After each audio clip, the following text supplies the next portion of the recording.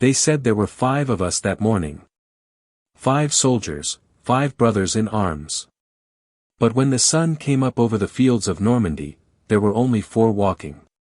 And for 80 years, I've been asking myself, why the hell was I one of them?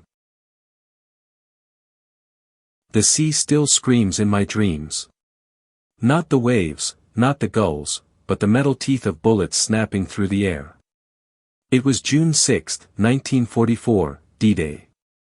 They called it Operation Overlord. We just called it, hell.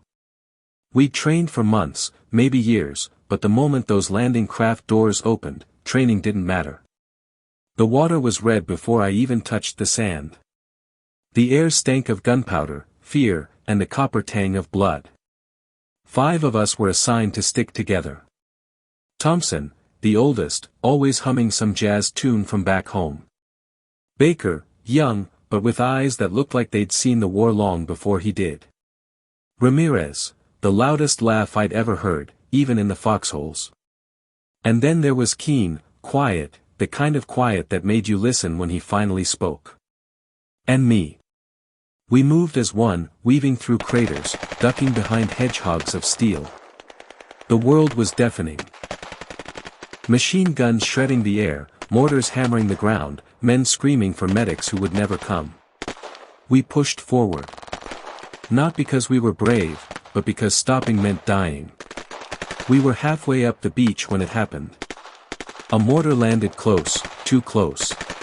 Thompson's jazz stopped mid-note. He dropped without a sound. We didn't have time to mourn, hell, we barely had time to breathe.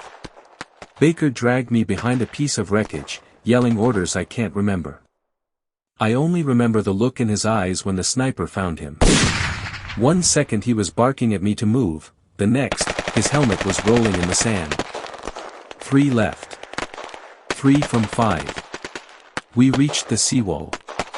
Ramirez laughed, actually laughed, as he reloaded. Said something about how we might actually make it. That's when the shrapnel hit. I can still see the shock in his eyes, the way his smile faded before he even hit the ground. 2. Just me and Keane. The gunfire felt endless. We moved together, step for step, covering each other like we'd been born for this. When the enemy fire finally began to thin, I thought maybe, we'd done it. We were almost to the safety of the dunes when the whistle came. A sound that cuts through everything else, high, sharp, and final. Keane shoved me down. I remember the weight of him, heavy, and then heavier still when I realized he wasn't getting up. 1. The 5th soldier. Me. I made it through that day. Through the war. Through the long train rides home where families greeted their sons and brothers with flowers and tears.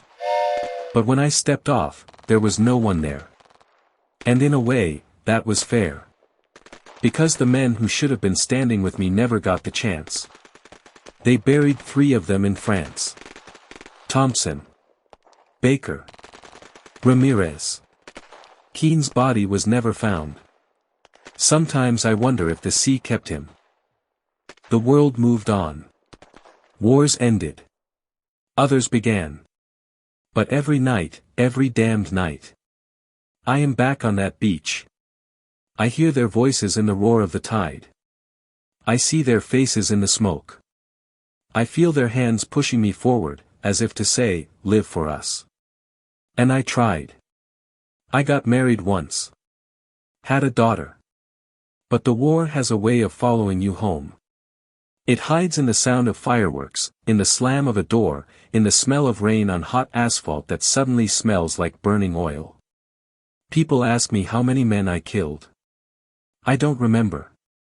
What I do remember, is how many I didn't save. 5 went in. 4 never came out. I've been the 5th soldier for 80 years. And some nights, I wish I'd never been him at all. If you ever stand by the sea, and the wind feels heavy with something you can't name, say their names for me. Thompson. Baker. Ramirez. Keane. They were more than soldiers. They were my brothers. And they were the better men. Subscribe for more.